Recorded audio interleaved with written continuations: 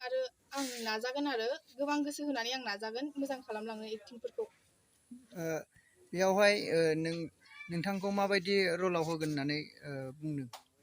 आंखौथ' बुंदों आङो एसे माने नरम आखुनि जागोन होननानै आंखौ बुंदोंमोन आदाया। आं एक्साइटेड आरो ना खालामनो थाखाय, एक्टिंखौ खालामनो थाखाय आं एक्साइटेड, जोबोद एक्साइटेड। नोंथाङा दिनैसिम बबे फिल्माव बिदि माबा एक्ट्रेसआव हाबबाय? आंथ' गोबां फुल फिल्मखौ लाफेराखै, आं दा फार्स्ट आरो ना। शर्ट मुभिफोरखौ गोबां एलबामफोर बानायबाय? हा? एलबामफोर बानायदोंमोन? एलबामफोरखौ बानायबाय, औ। शर्ट मुभि बानायबाय, औ। गहपुरनि अनजालि गासैबो बुहुमनि रायजो राजाफोरखौ आङो नायगोन एबा गनायनानै लागोन होननानै आं आंनि गोसो गोरबोजों खावलायदों। आरो लोगोसे बे फिल्माव माबायदि काहानि जागोन आरो लोगोसे बे फिल्मनि मुंखौ मा दोननाय जादों? फिल्मनि मुंखौ गहपुरनि अनजालि दोननाय जादों। बेखौ आंनो लिरदोंमोन, आं बयखौबो अनसायगोन होननानै आं खावलायो। नोंथाङा दिनैसिम मोनबेसे फिल्मफोरखौ बानायनाय जाखो? आङो फिल्मखौथ' आं मोनबा जाबाय दिनैसिम, मोनबा फिल्म बानायबाय आङो।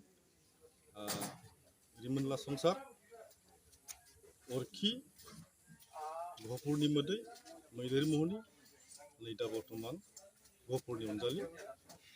दा बे दिनैनिफ्राय जागायसिगोन। बेनि ससे सुंद'यै स्क्रिप्टखौ बुंना होनो हागोन नामा, माबायदि जागोन? बिनि मिनिङा जाहैबाय अनलि वान, सासे एनडिएफबिनि काहानि। आं जेनेरेलि लायाखै, सासे एनडिएफबिनि काहानि लादों आङो। ओमफ्राय सासे एनडिएफबिजोंनो सासे सिख्लानि काहानि जालांगोन। दा नोंथांमोना नुगोन, बे साननैसोनि गेजेरावनो जोङो बेखौ ट्रेलारखौ जों हगारनाय जागोन। बेनि थाखाय दा फुल मुभिखौ माब्ला रिलिज खालामगोन होनना सानो? बेखौ जोङो बिश्वकर्मानि सिगां जों रिलिज होनो सानदों। दा रायजो राजाफ्रा आं गनायगोनखौ आसा खालामबाय आरो बयबो नायो। आरो बर' सावथुना सिगाङावनो रादाबगिरि बुथुमगिरि गासै फंबायमोनखौ आङो आंनिफ्राय एकदम गोजोननाय होग्रोबाय। दा बुंनांगौआ बेनो, जोंहा आरएस फिल्म प्रडाक्सना गोबां समनिफ्राय बिदिनो दिरुनबोगासिनो दं बर' सावथुनखौ। दिनैसिम बिथाङा मेंनाय गैया, जिरायनाय गैया, गोबां सम दिरुनबोगासिनो दं। आरो दा नै देग्लायबो 2023आव बिथाङा बर' हारिनि, बर'नि माखासे हारिमुखौ नायनानै बिथाङा बिराद मोजां मोनसे स्क्रिप्ट दानदों। जाय स्क्रिप्टखौ दिनै बिथाङा दानखांनायनि उनाव बे माबानि फिल्मनि नामानो जाहैदों मा दंमोन, गहपुरनि अनजालि। बिथाङा बावैसोनि सिगां मोनसे मा फिल्म दंमोनलाय,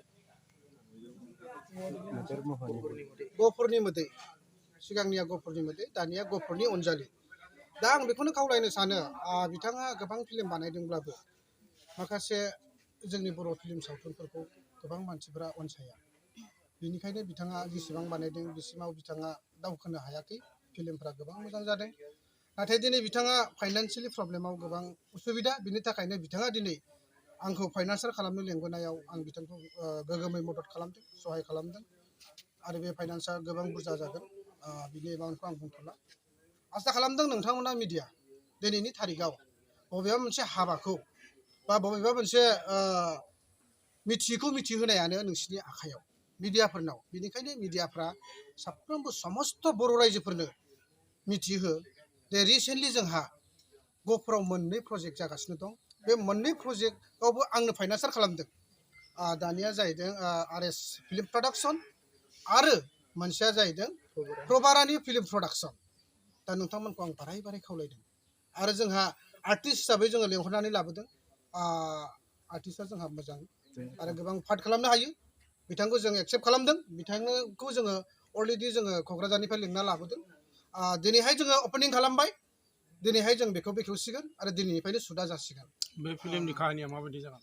बे फिल्मनि काहिनिया रमान्टिक ना ट्रेजेडि? रमान्टिकबो थागोन, ट्रेजेडिबो थागोन। माखासे जोंहा मोनसे समाव जेबायदि आफादफ्रा मोनसे सोरखौबा बिनानाव हिसाबै अननाय बा बिदिनो माबा मोनसे हिसाबै थानाय हिसाबै बेयाव बेरखांगोन। आं बाखिखौ खोन्थाथ'ला, उनफ्राव बुजिगोन आरो मिथिगोन फिल्मखौ नायोब्ला। बेनिखायनो समस्त बर' रायजो राजाखौ अनसायगोन होननानै आङो आसा खालामनाय थाबाय आरो बेयाव जिबायदि सिंगार हिसाबै बे गितखौ लानाय जागोन बावैसोनि गेजेराव नोंथांमोनानो बेखौ गोबां प्रकास खालामनानै होदों सिलिता नार्जारी बिनि गितआनो बेयाव हाबजोबगोन बाखि